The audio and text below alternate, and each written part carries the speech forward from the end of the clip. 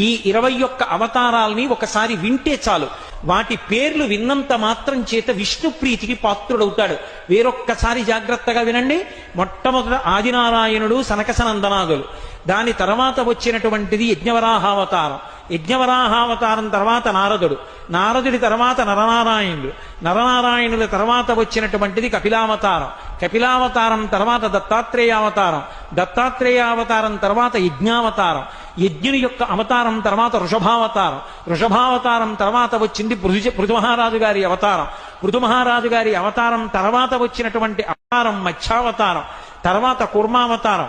తర్వాత ధన్వంతరి. తర్వాత మోహిని. తర్వాత నరసింహుడు. తర్వాత వామనమూర్తి.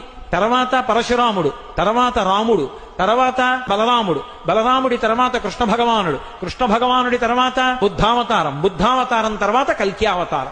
ఏకకాలంలో 2